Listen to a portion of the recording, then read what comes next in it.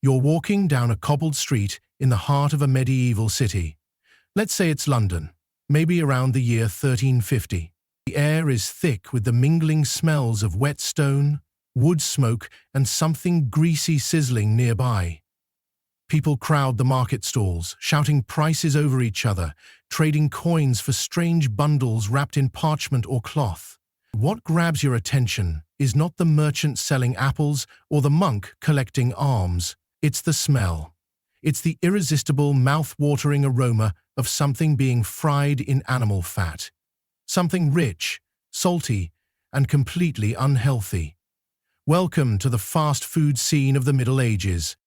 Yes, you heard right.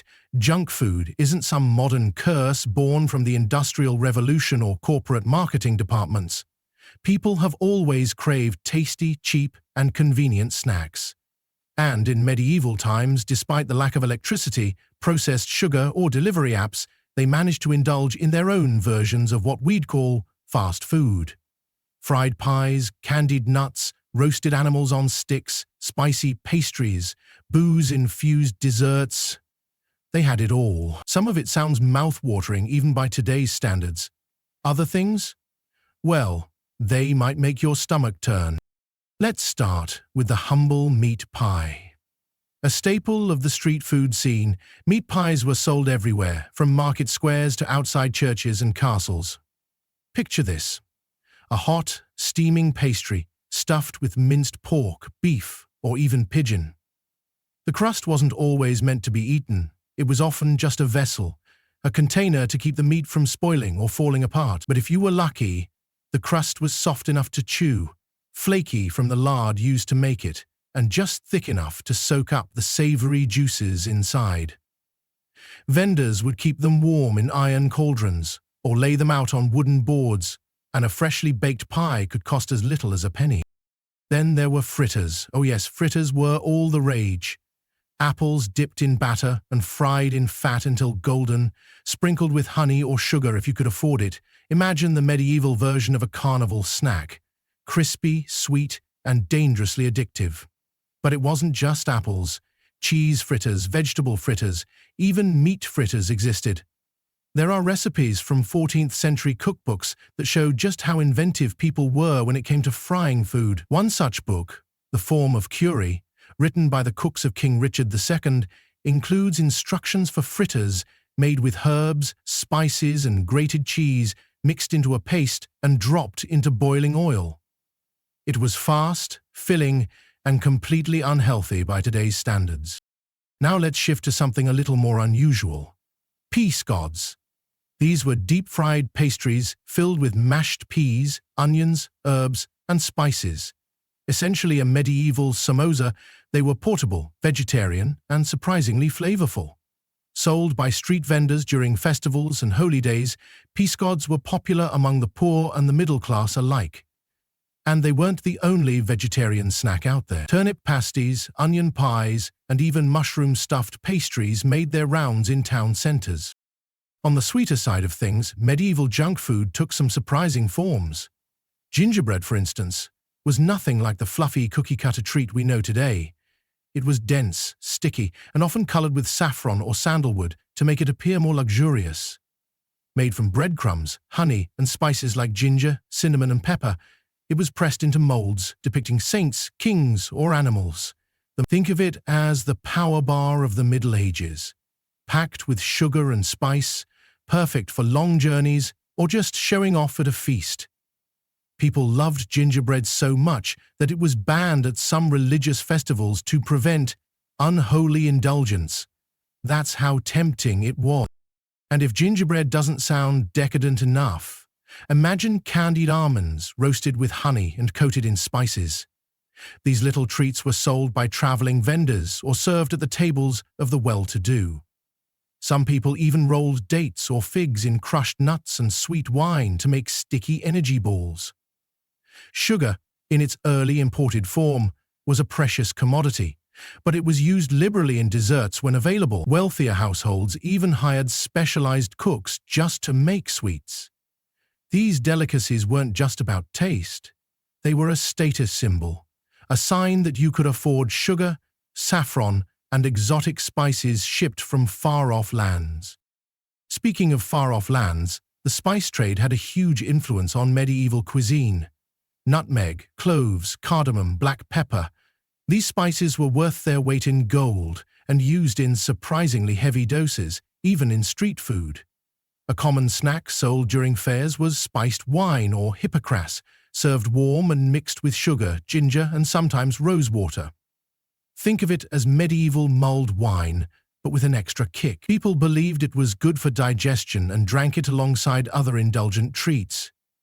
It wasn't unusual to see nobles sipping hippocras while munching on a fritter, just as you might sip cola with your fries.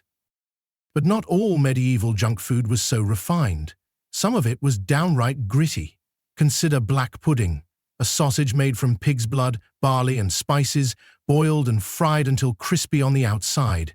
Eaten with bread and ale, it was cheap, nourishing, and definitely an acquired taste. Or how about a roasted pig's ear, crisped up over an open fire, salted and chewed like jerky?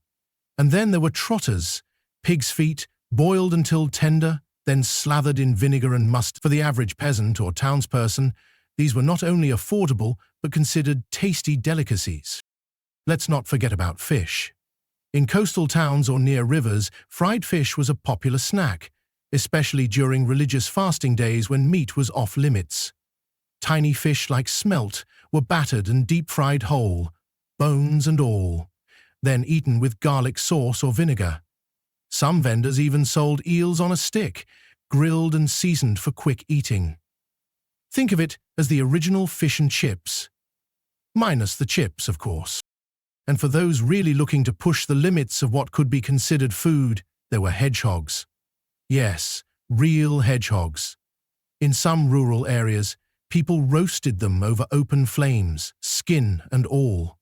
The spines would burn off, and the meat beneath was said to be gamey, similar to pork.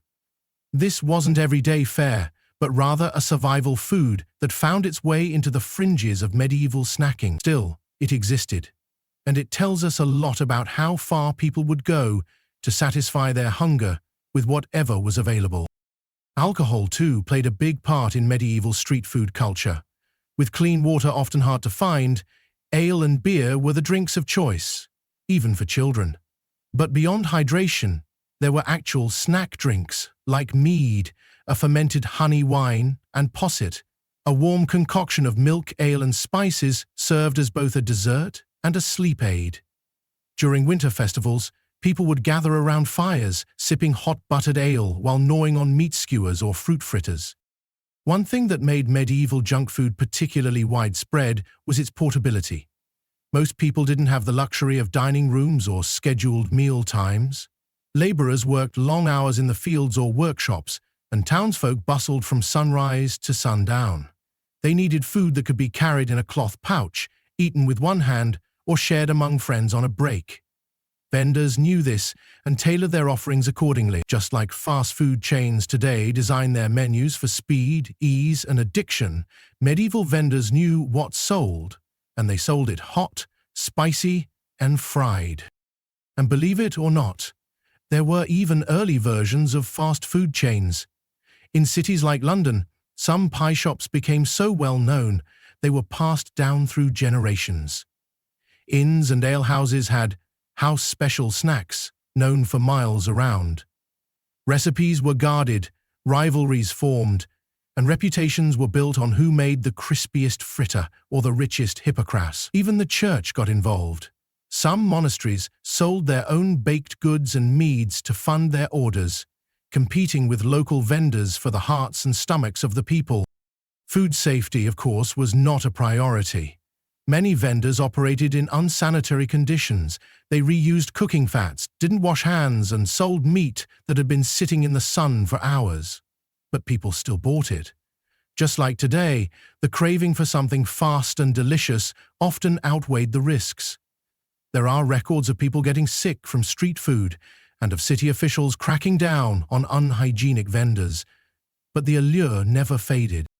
And medieval people knew these foods weren't exactly healthy. The church regularly preached against gluttony, and doctors of the time warned about imbalanced humors, caused by overly rich or spicy food.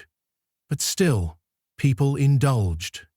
Because sometimes after a long day of working the fields, tanning hides, or hauling barrels, all you wanted was something fried, something hot, and something you didn't have to cook yourself.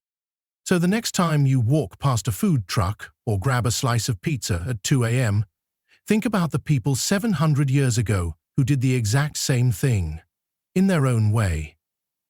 Different flavors, different setting, same cravings. Whether it was a paiscotte stuffed with peas, a pie filled with rabbit, or a sticky block of spiced gingerbread, medieval junk food was alive, thriving, and deeply loved. And if this medieval food adventure made you hungry, don't worry, we've got more coming. In our next video, we're diving into actual medieval recipes you can try at home. Yes, we're going to cook a 14th century fritter and see how it tastes today. Make sure you subscribe so you don't miss it. And if you've got a strong stomach, let me know in the comments. Would you try the black pudding, the hippocras, or even the hedgehog? Let's be honest, I'd probably go for the gingerbread.